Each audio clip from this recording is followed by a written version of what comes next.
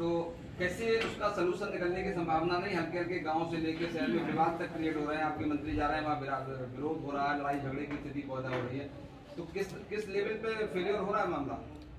देखिए, किसान हमारा अन्नदाता है, मैं भी किसान का बेटा हूं। ये सरकार किसानों की सरकार है।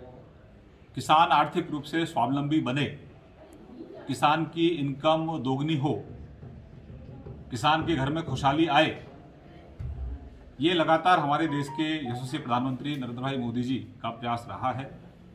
और ये तीनों जो कानून लेकर आए हैं, ये मील का पत्थर साबित होंगे। किसानों की इनकम इससे बढ़ेगी, किसान आर्थिक रूप से स्वावलंबी होंगे। हाँ, लेकिन कुछ जो राजनीतिक पार्टियां जिनका अस्तित्व समाप्त हो रहा है, वो किसानों के कंधे पर बंदूक रखकर अपने निजी स्वार्थों की पूर्ति कर रहे हैं। उन लोगों को ये बताना चाहिए कि एपीएमसी एक्ट जो होता है, अब उसमें वैकल्पिक हो गया है।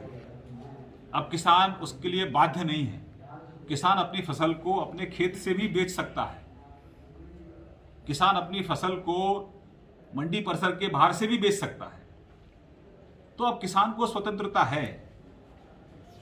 किसान को अब स्वतंत्रता है। पहले वो साहूकार के मकड़ जाल में फंस जाता था।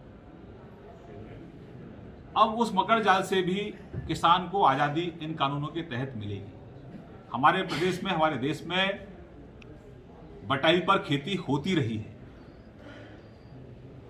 और बटाई की खेती को कॉन्ट्रैक्टिव फार्मिंग का नाम अगर दिया जाता है, और उसका विरोध करना और उसमें ये सरकार पर आरोप लगाना कि आपकी जमीन को कोई सरकार हड़प लोगी, ये बहुत ही शर्मनाक है।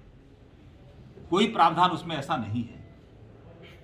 बल्कि किसान से हम तो, हमारी जो केंद्र की सरकार है, वो तो टैक्स समाप्त कर रही है। जिन राज्यों में सबसे ज्यादा किसानों से टैक्स लिया जाता है, उन राज्यों के खिलाफ अगर किसान आंदोलन करें तो समझ में आता है।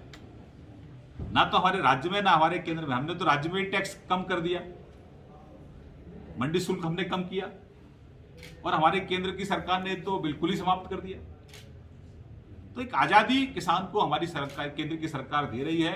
और मैं मानता हूं कि कुछ ऐसे राजनीतिक पार्टियां हैं जिनमें अभी भी गुलामी के कहीं ना कहीं अंश बचे हुए हैं, और वही लोग हमारे अन्नदाताओं को गुमराह करने की कोशिश कर रहे हैं। एक छोटा सा प्रश्न हो रहा है सर, कल मुख्यमंत्री जी ने विधानसभा में टोपी लगाने को लेके एक बयान दिया, जिस पर लेके हंगामा हो गया।